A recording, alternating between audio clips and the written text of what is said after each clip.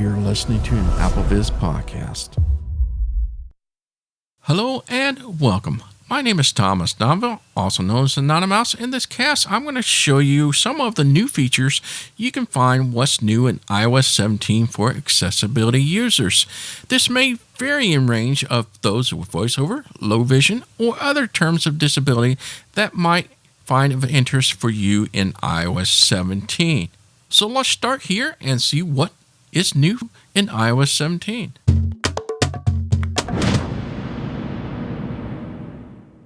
Once you installed iOS 17, you're going to notice the same thing that I did when I got this beta. I was like, whoa, that feels different. Yes, so VoiceOver in terms of haptic is going to change just a little bit. As you swipe left and right, for example, you're going to feel the haptic has changed. A little bit more predominant now and a little more aggressive. And you're going to feel that subtle change. So it's not your mind. I was thinking, man, was that really happen? And it does. So check this out. So just double tap on an app itself, and you're going to feel kind of that new sensation goes bzzz. It kind of vibrates as it opens and closes it. So you're going to find different haptic changes around that. Also, for those that like using your mute button, which is at the top left-hand corner of your phone, you're going to hear some new notifications. So if you put it on mute, silent mode, it will say silent instead of muted. If you lift up and get out of the silent mode, ring mode, you go to the ring mode. So that has changed itself there. And you're going to notice a new system-wide notification tone has changed. You're going to notice that it's a little lower in tone, and the haptic is different too. We now have something called Open Per Voice settings. That allows you to take VoiceOver voice that you're using and give it a little bit more of a tweak.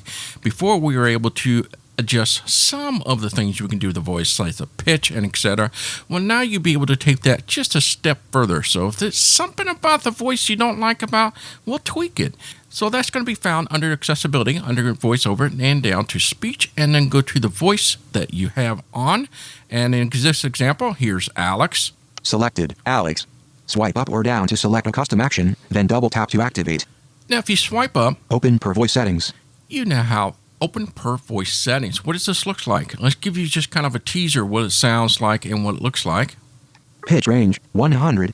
WPM minimum, 50 WPM. WPM maximum, 500 WPM.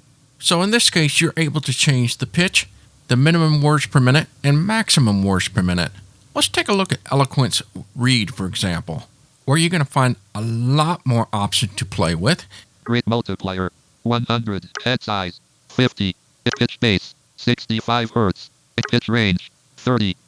Breathiness, 0. Roughness, 0.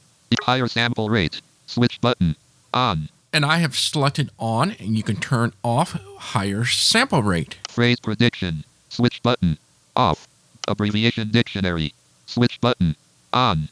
Community dictionary, switch button, off. That's a big one. A lot of people have been liking this. And now you have a community dictionary to help you pronounce things the way it's supposed to. And then the last demonstration is Tom. That's the voice I use, and you'll notice it's a slightly different settings you can do for Tom. timbre, 100, sentence pause, 1. And with each and every one of these voices, you'll be able to hear it on the fly. So if you change this, for example, timbre, 110, increment 110. You can hear the sound being changed on the fly. But have no worries, at the bottom of each of these page where you're able to change the various settings is the Reset to voice defaults button.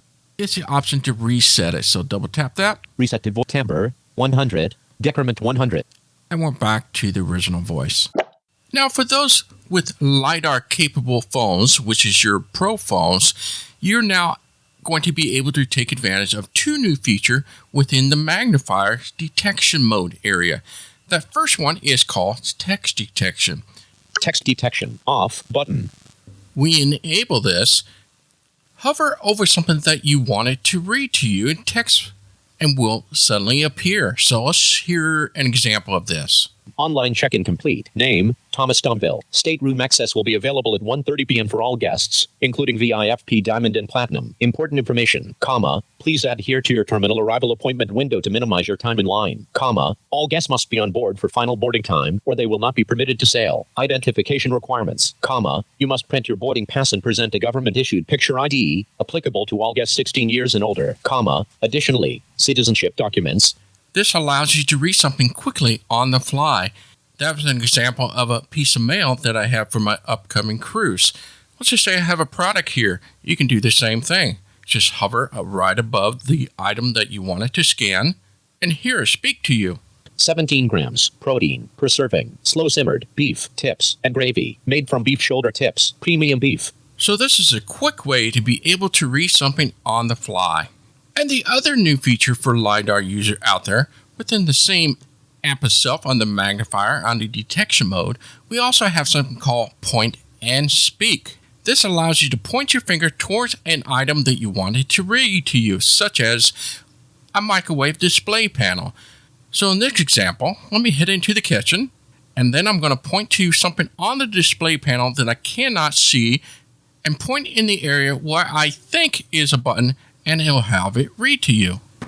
Hand detected. Hold your finger farther from the camera. Line flat on the text. Hand too close. Hand turntable. Vegetable. Sensor. Reheat. Vegetables. Auto. Defrost. Sensor. Reheat. Chicken. Nuggets. Sensor. Cook. Bullet. Popcorn. Now, just a side note to let you know about the point and speak.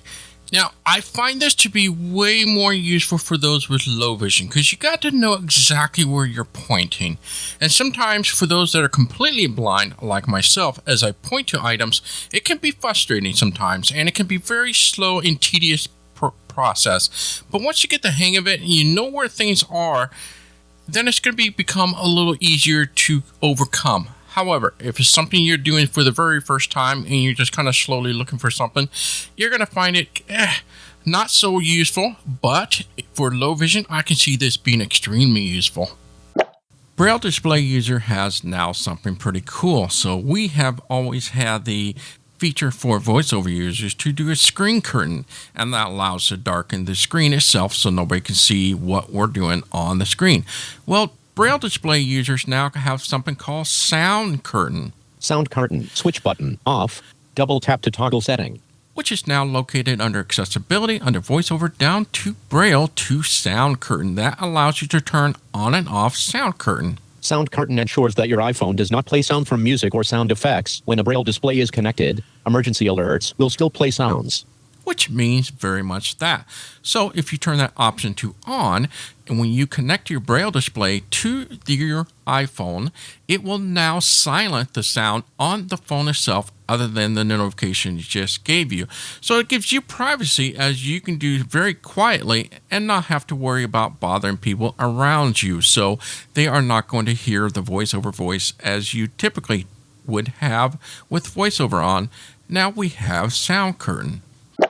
Now we have something called fast long press speed option. And that's going to be located under accessibility, down under touch, and then under haptic touch.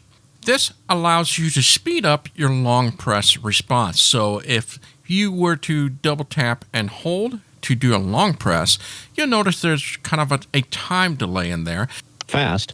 And now you have the fast option. If you double tap that, you're going to notice when you perform a long press, it now opens up quickly. Now, a note for low vision folks that do not use VoiceOver, you might want to steer away from this or give it a test to see if this is something up to you, because you'll notice that as you do it, it's very quick. For those with VoiceOver, you're going to notice a little bit of a difference as it's not as long to perform a long press. Siri gets more natural and expressive voice. This is going to be quite useful for those voiceover users that like using Siri as your TTS voice. It has changed. You're going to notice a little bit different of the sound, and it's quite nice. It's getting a lot better, and I really like the voice number 1 and 4 in the US English. And for those in the UK, you're going to get 2 new Siri voice to play with. Here's some examples of the 4 Siri voice that you're going to hear in iOS 17. Hi, I'm Siri. Hi, I'm Siri. Hi, I'm Siri. Hi, I'm Siri. And I know that doesn't do justice, but once you select those Siri voice, you're going to notice quite a bit of change in the new, more natural and expressive voice for Siri.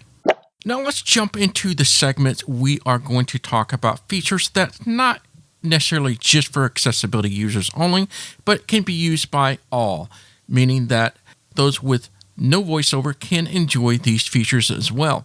But I thought these were noteworthy to you to know about that could make your life easier.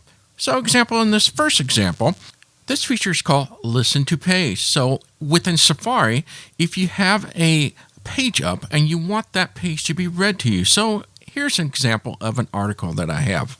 Don't meet Figment at Epcot without reading this first. Heading level 1. So obviously this is a Disney World article, but simply what Listen to Page does, it'll read the page to you as if it's in reader mode. For those who aren't familiar with reader mode, that is when it strips all the ads, links, and everything to give you a seamless reading experience. There's two ways of doing this, and the easiest way I can suggest to you is using Siri. So let's go ahead and implement Siri and tell her to read this page for me. Read this page for me. If you consider yourself a Disney adult, then you probably know that D23 events are like Christmas morning for those of us that keep up with all things hip and happening in the theme parks. Epcot. Over the weekend, we got tons of big news at the Destination D23 event. A lot of this news was regarding one of our favorite places. Stop. Now, the voice that you hear there is, I want to point out to you, is that is your Siri voice of choice. So in other words, if you go under settings, under Siri's, you select the Siri voice that you want to use. And that example was US English voice number 4. Now, there's a second way of doing this, and that's within the page setting itself. At the bottom left is your back button. Toolbar, back button. And above that is your page double setting. Tap selected, page settings, button. If you double tap that, actions available, website settings, button. You'll go to the right until you get to listen to this page. Listen to page, button. Double tap that, and it'll do this exact same thing. It'll start playing. Now, in that case, you can double tap the page setting again while it's reading, and there should be a more control option. You double tap on controls, and that gives you the ability to rewind, fast forward, play, or stop the article. You can now use hand gesture in FaceTime. Things like one thumbs up that you like something, or simply give them 2 thumbs up, and I'll send them a fireworks effect. And then one of my favorite, of course, is shape your fingers into a heart, and I'll send them a heart effect. There are several other gestures as well that you can send to express your feelings during your FaceTime call. Now, I think this is going to be useful for our low vision users out there that's listening in. Hey, you want to use your camera? You want to make sure you got that good, even level shot? Well, no problem. Now you can find under settings, under camera, level, switch button, off. You have the camera levels. If you double tap that, turn that on, visually on the screen, you're going to see a level comes up, and it'll tell you if your shot is even. Last one up is, I think a lot of us like to take advantage of this. Did you know back in the earlier version of iOS, we were able to voicemail and get transcription on somebody that left us a message? Well, you can do the same thing now in messages for audio message. That's right. So anytime that somebody leaves us an audio message on your messages, you'll have a transcription right there, transcribed for you without having to listen to it. And those are the main features that you're going to find in what's new in iOS 17 for accessibility. There are a few more out there for you to dive in and explore and play with. So feel free to comment on this post of things that you liked and share with other users that are listening to this podcast. My name is Thomas Domville, also known as Anonymous. Till next time, bye-bye. This AppleVis podcast has been brought to you by the community of applevis.com for the latest in resources and tips and tricks to get you the best experience from your Apple device. Visit www.applevis.com.